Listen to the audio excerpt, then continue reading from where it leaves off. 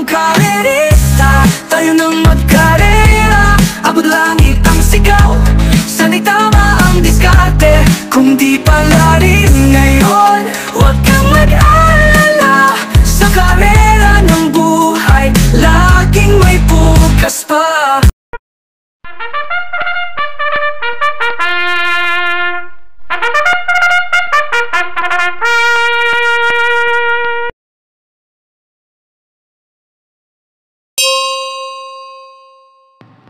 Dito na tayo sa race number 1, panimula rito ng first pick 5, races 1 to 5, 1,400 meters ang distansya rito na may 8 numero, couple entry ang numero 4 sa race na to. Isang magandang laban to para sa 7 kalahok sa race na to at ang tanging outsider dito, pinakadehado numero 2 na Red Hawk. At dahil may ilang laban na rin sa parehong distansya, yung mga ibang kalahok dito, depende na lang siguro sa diskarte ng mga rerendang hinete sa mga kalahok sa race na to. Kaya ang pampremera ko na rin dito, baka ito ang mga llamado sa race na to, numero 7 BP and Fabulous, na uling takbo sa parehong distansya, si MVP Lapil din naman na Romenda rito, na segundo kay Destiny, at sa laban niya na yun, tinali niya sa datingan, to numero 1 Day Nissan, numero 8 na Blame the Ghost, at itong numero 5 Fearless.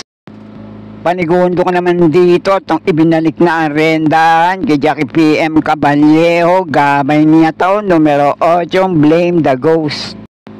Panersero ko naman dito itong Metulin, pwedeng mauna manalo ngayon kapag nakabandera, nakapabayaan nila sa harapan, pwedeng tumapos, makanakaw din ang karera, medyo dehado pa to, numero 3 na Aliana.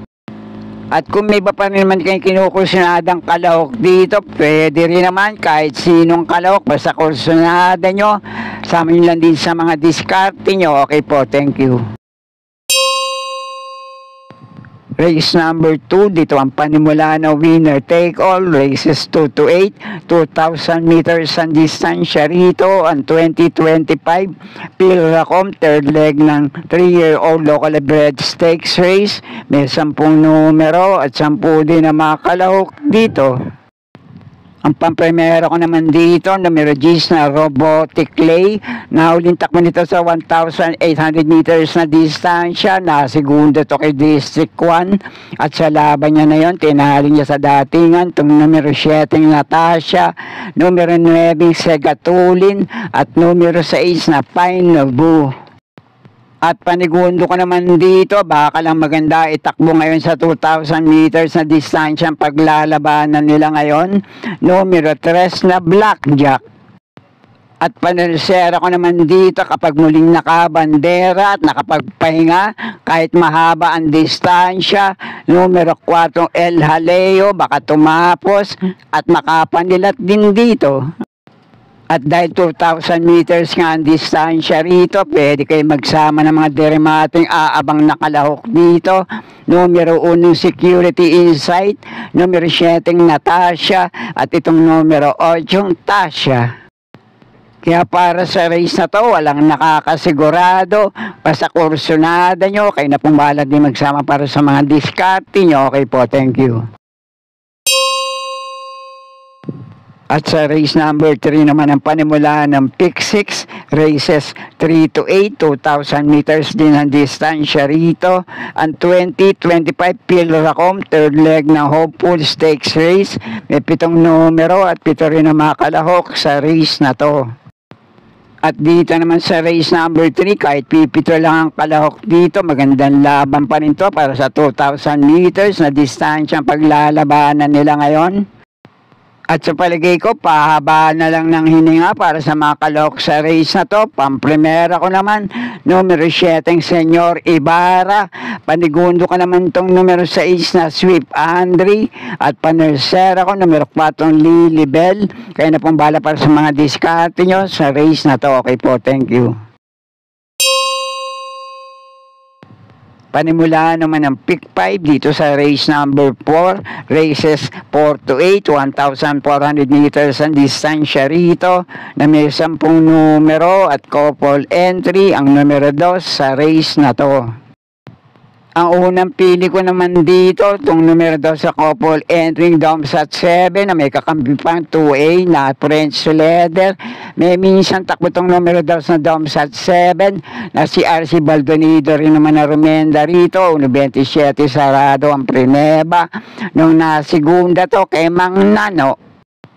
Panigundo ko naman dito, numero 7, Batang Kankalu, na may minsan takbo to kay JT Pabilik, 27 punto 2 ang Prineba, nanalo to ng 4 na kabayong layo kila Cold Digger, dito sa numero 1 Distant Thunder at numero 8 Kentucky Rain. At panersera panilat ko naman dito, numero 5 Gold Rush. Kaya muli, pang-primera ko pa rin dito, numero 2 sa couple entering Domsat 7 na may kakamping 2A na French leather. Panigundo ko naman dito, numero 7, Batang Kankalu. At panersera ko, numero 5, Gold Rush. Kayo na pang balak kung may pa rin naman kayo kinukursunadang kalahok sa race na to. Okay po, thank you. At dito na tayo sa race number 5. Panimula naman ng pick 4, races 5 to 8. 2,000 meters ang distansya rito. Ang main highlights ng pakarera ngayong linggo, ang 2025 Pilracom, third leg ng Triple Crown Stakes race. May 10 numero at couple entry ang numero 2 sa race na to. At para naman sa pinakaabangang race para sa araw na to, sa palagay ko, nag-aantay tayo ng kasagutan kung makakatatlo ngayon itong numero 6 na Benalot EU. Nakakampihan ko to rito ngayon, kaya ito ang pamprimera ko, numero 6 na Benalot EU. Panigundo ko naman dito itong sumubok Manila at kay Benalot EU sa laban nila sa 1,800 meters na distansya. Baka lang maging spoiler ngayon, numero 3 na Midnight Bell.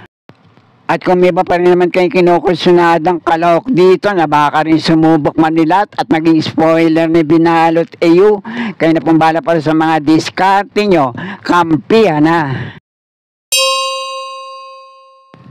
At dito naman sa race number 6, 1,400 meters ang distansya rito na may 9 na numero at 9 din na makalahok dito.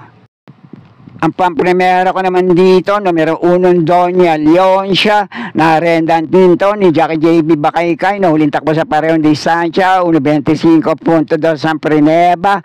Dumating ng pang-4 kay Longevity, Bright 3 at Deputy Mischief. Panigundo ko naman dito, itong nagamayan ni Jackie Pati Ardelema, huling takbo sa parehong distansya, 1.25 sarado ang Prineba nito. Nanalo ng banderang tapos kila Frugality, Glenamon at iba pa. Itong numero 8, Salacious. At pandihado panilat ko naman dito, numero 5 Sandigan. Kaya muli, pamprimero ko pa rin dito, numero 1 Doña Leoncia. Panigundo ko naman itong numero 8 Salacious. At panersera panilat ko rito, numero 5 Sandigan.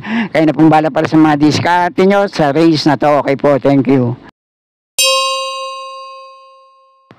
At nasa penultimate race number 7 na tayo, 1,400 meters din ang distansya rito na may 12 numero at 12 rin na makalahok sa race na to.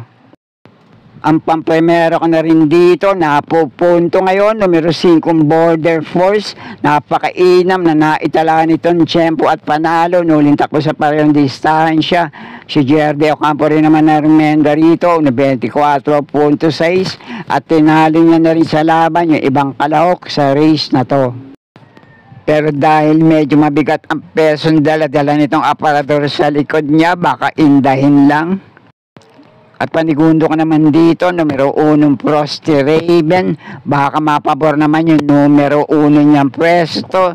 Galing to sa matataas na numero ng mga huling takbo sa parehong distansya.